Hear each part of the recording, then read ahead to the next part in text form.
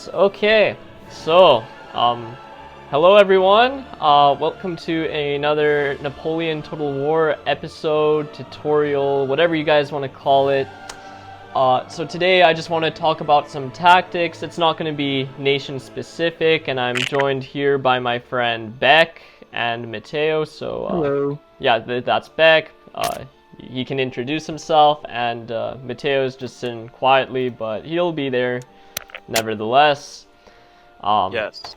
Yeah, alright, so let's just do, so I want to show you guys some strategies, and honestly I'm not going to show it on grassy flatlands. I know that is, I guess, predominantly known as the tournament kind of style maps, but I just want to show you guys some ranked battle tactics that you guys could potentially use to your advantage. Like I said before, it's not nation specific, so let me just set up the game without further ado. So, okay.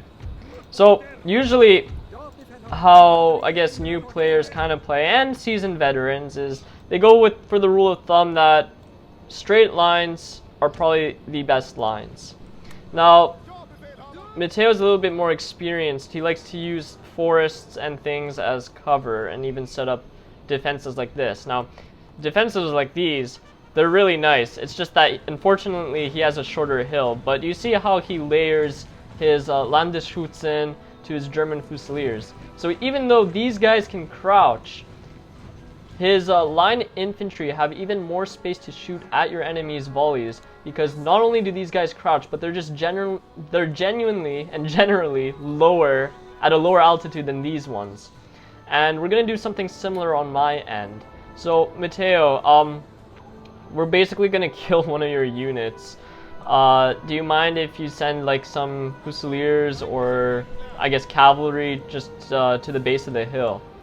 So, rule of thumb is, you grab your light infantry. You always, you know, maybe not always, but most of the time, put them in their light infantry behavior mode and place them right in front of your lines.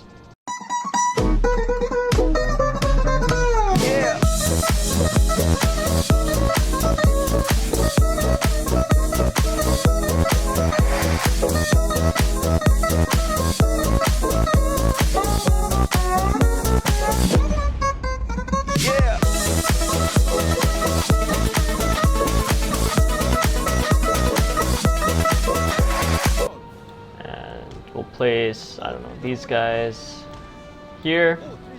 Now there will be some friendly fire, but it won't be as brutal as it usually is.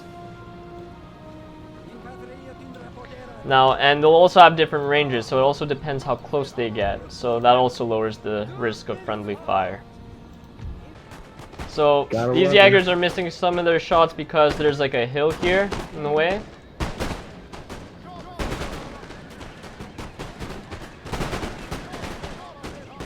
No casualties, except for the Jaegers, but otherwise everything's fine, and not a single troops left, 0 out of 45. So this is actually a really good formation. I suggest you guys use maybe as a last stance on a hill.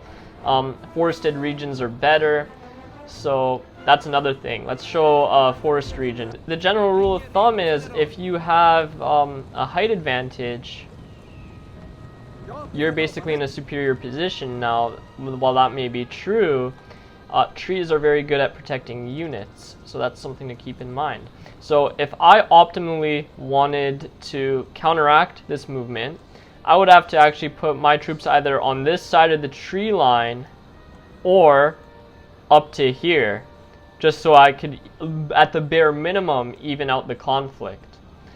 So I could at least obtain some cover too.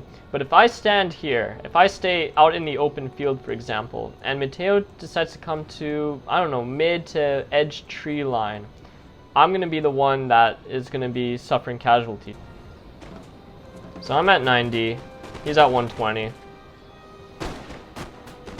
That entire volley from this right flank only got 2 kills. They're still shooting, only 2 kills.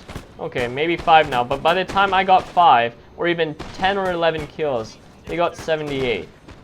I want to show a little bit of cavalry action. So these are mounted Jaegers.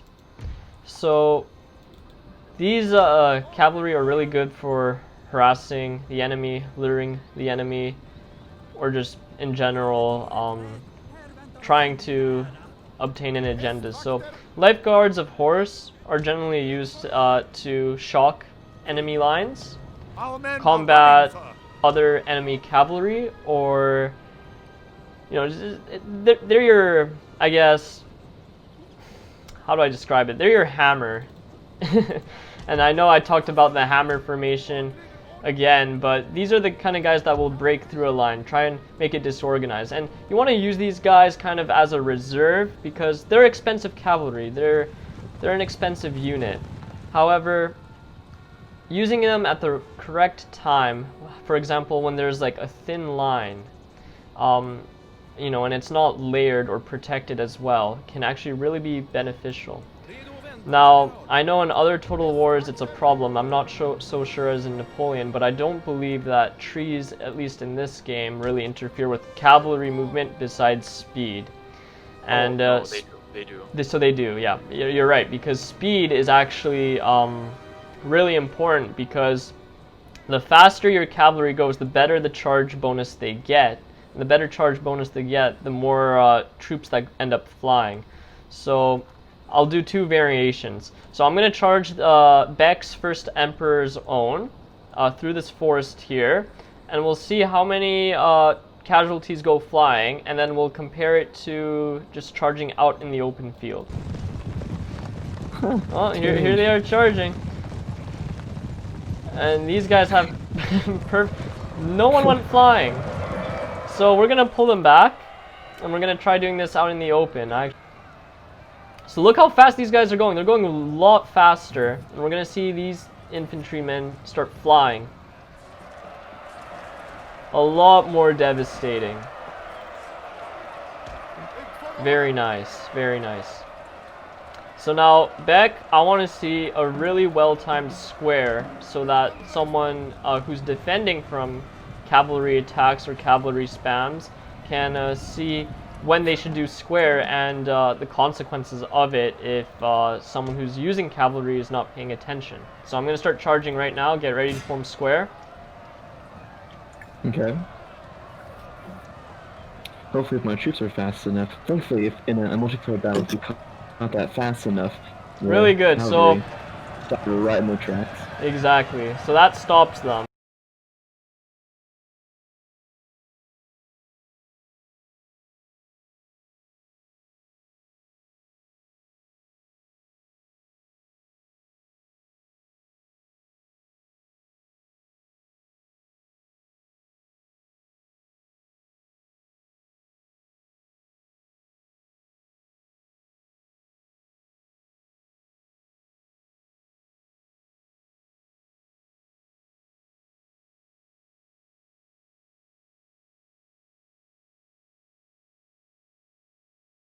Is there anything else, Beck, Matteo, that you wanted to show? Yes. The most important part. Okay. Cavalry versus shitty ass Jaegers.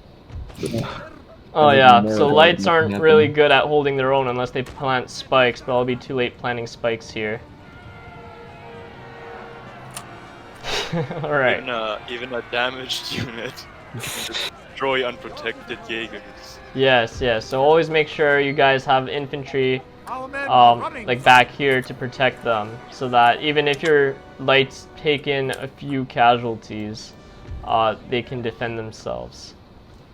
So yeah, I think that about concludes it. I'll do another video shortly. We'll do a battle 4v4. We'll have some fun. Oh yeah. So yeah, any more things you guys want to learn about, nation specifics, any gear reviews you guys want? There are some gears that either myself or other colleagues I have that are using to play strategic games, AAA games, you know, we don't just play Napoleon, Destiny is being played, for example. Some units are routing. I guess these guys are still attacking me. But anything, guys, we'll be happy to cover, we'll be happy to review. And if we don't know it, if we're not familiar with it, we'll learn it just for your guys' sake, because this is the brothers in gaming community. So welcome, and take care.